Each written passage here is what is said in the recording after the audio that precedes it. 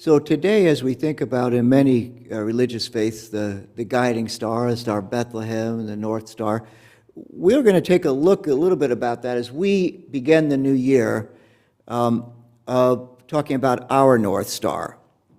Now, there is a saying that if you don't know where you're going, you won't know when you get there. And while some of us are completely fine with the gift of living only in the present moment, with no anxiety or concern about tomorrow, many of us do find that at least some planning for the future is valuable. Our journeys can also change. We need to be aware of that. Changes, course corrections, indeed, the North Star that we can follow can change as we follow a new North Star. Now, I don't know if it's symbolic or just a budget issue, but did you notice we don't have a star on the tree?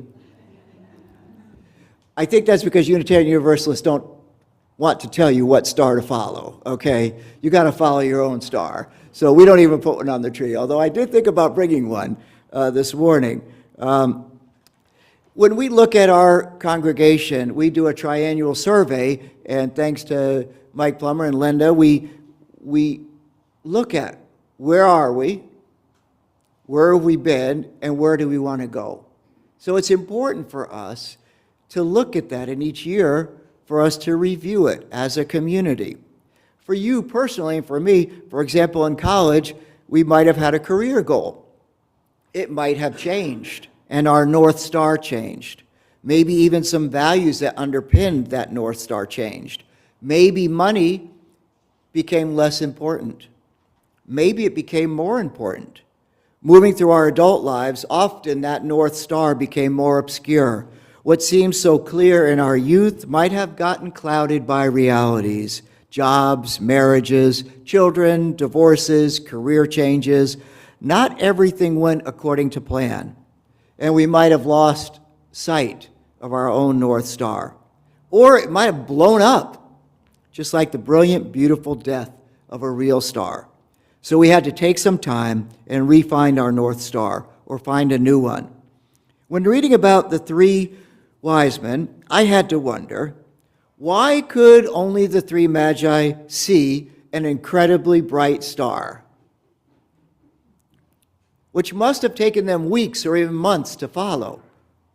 Why couldn't the leaders of the day, the wisest among them, the astrologists, the high priests, the Roman occupiers, why could none of them see this incredibly bright star in the sky, one that outshone all other stars in the night?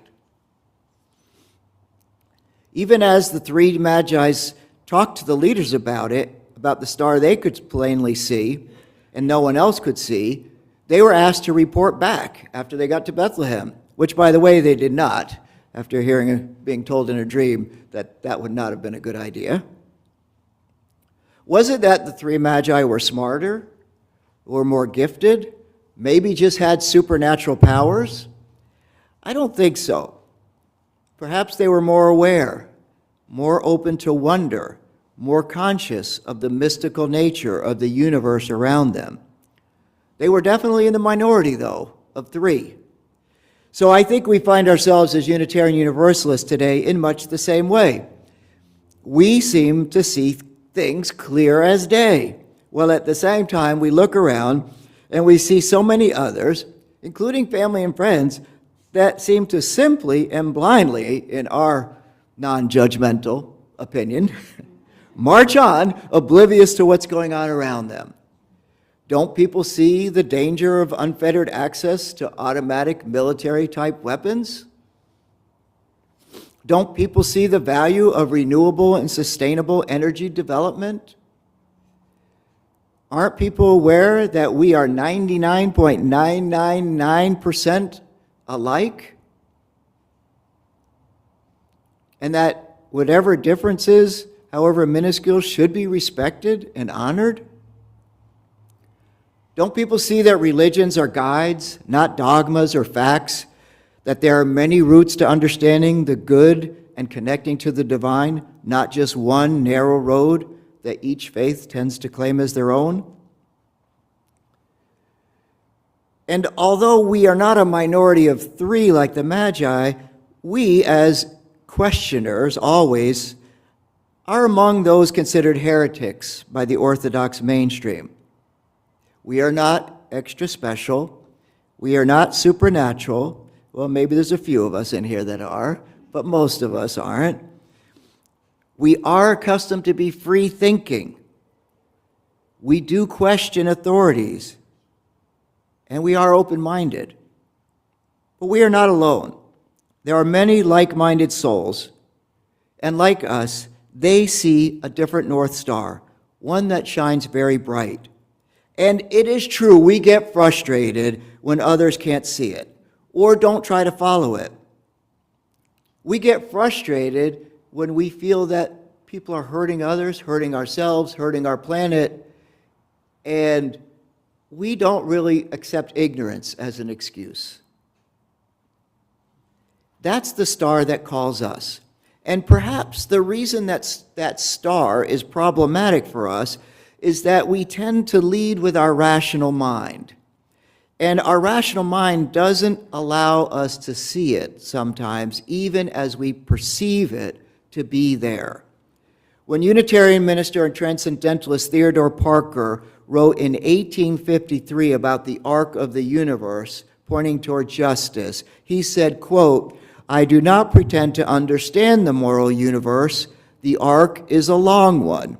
My eye reaches but little ways. I cannot calculate the curve or complete the figure by the experience of sight. I can divine it by conscience. And from what I see, I am sure it bends toward justice." Parker, as a Unitarian and transcendentalist, clearly had a rational viewpoint. He also had a mystical viewpoint. What he could not see with his physical eye, he could intuitively see. And I think that is a gift that we have. And so our North Star as Unitarian Universalists is both a rational experience and a mystical or transcendent one for us. Perhaps sometimes the reason why we can't see the star is it because that the North Star is actually within us. It's within our character, our values, our aspirations. The only way others can see it is when we express it in words or actions. And we do so sometimes express it with great enthusiasm.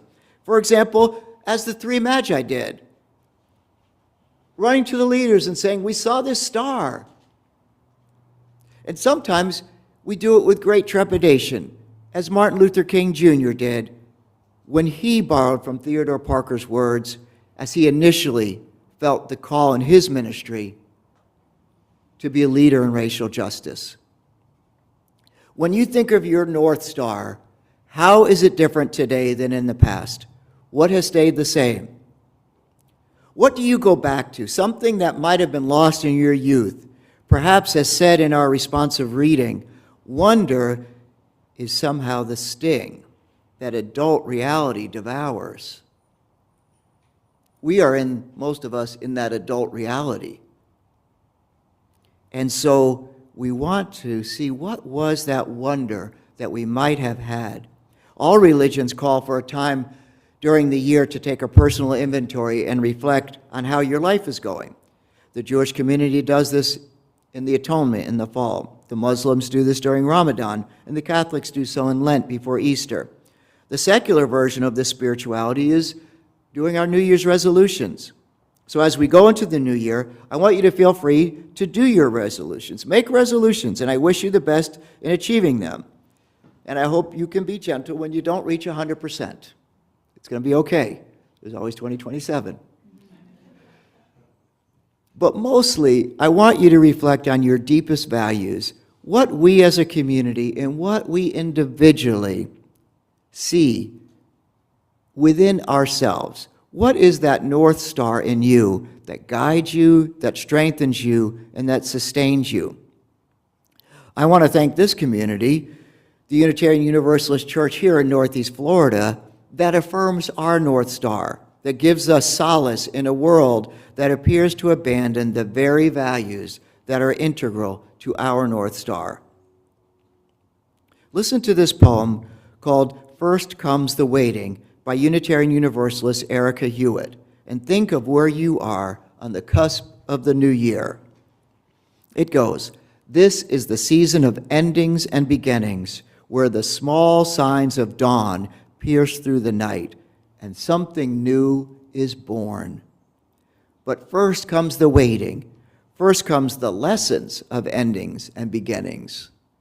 The presence of life, the sheltering spirit of love, grieves with those sweeping up the debris of loss, waits with those who restlessly reach out for change, grants us courage in the night to guard each other's dreams for this holy, wondrous universe. Grant us, O universe unfolding in mystery, a sense of your timing. May we loosen our grip on that which doesn't serve us, leaving behind that which we have outgrown and outworn. Teach us the lessons of beginning.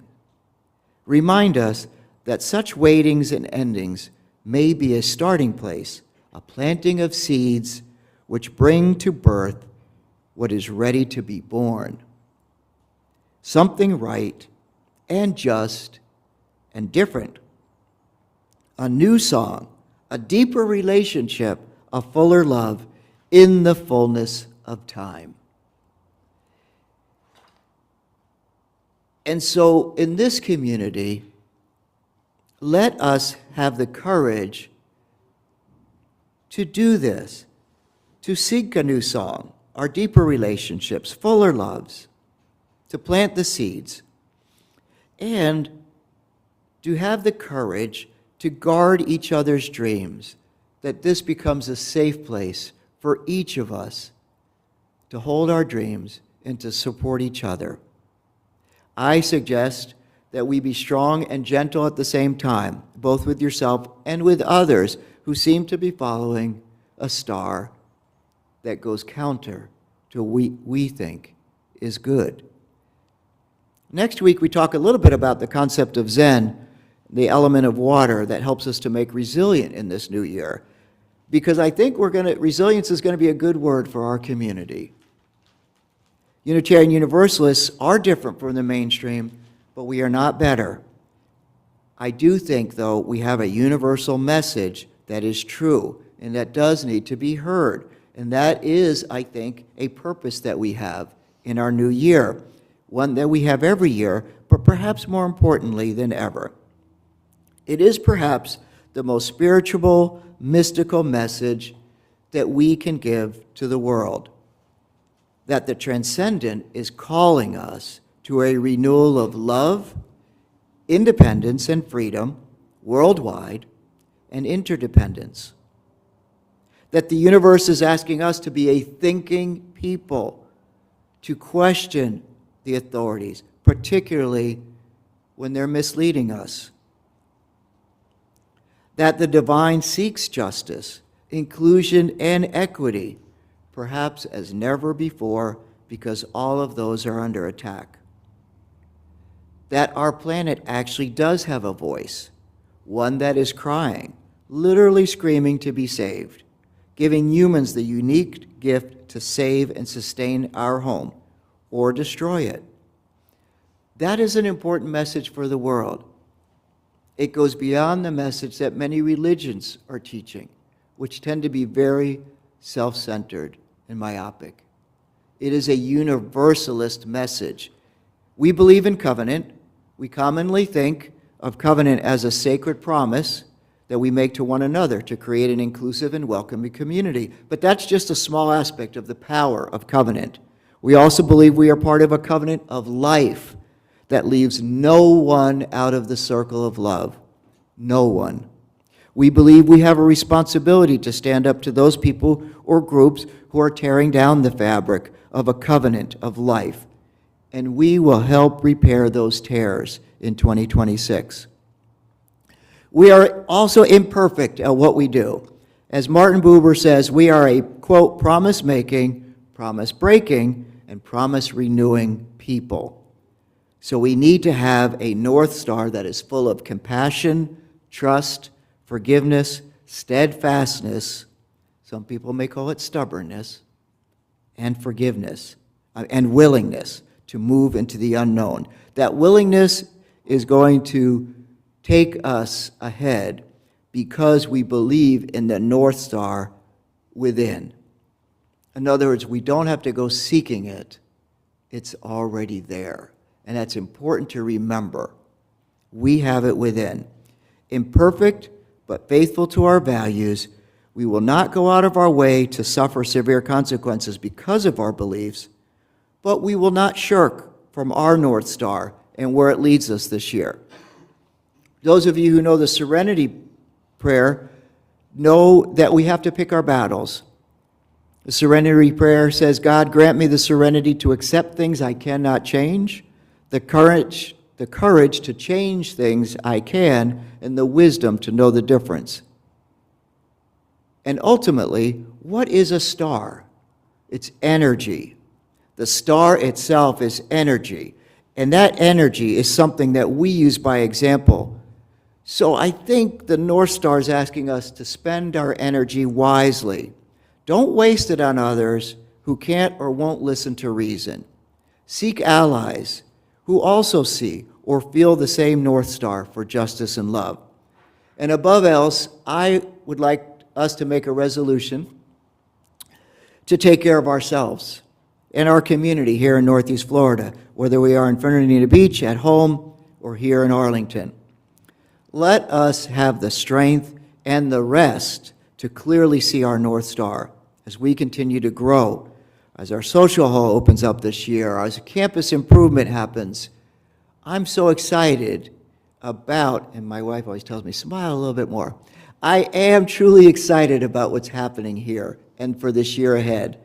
And I was truly excited about what we accomplished in 2025. Those of you who had a chance to read the board report, it was exhausting. A lot happened, and it's a small group. But that North Star is what's going to continue to guide us in the new year. As our opening reading said, quote, when I was very young, I had no trouble believing wondrous things. I believed in the star.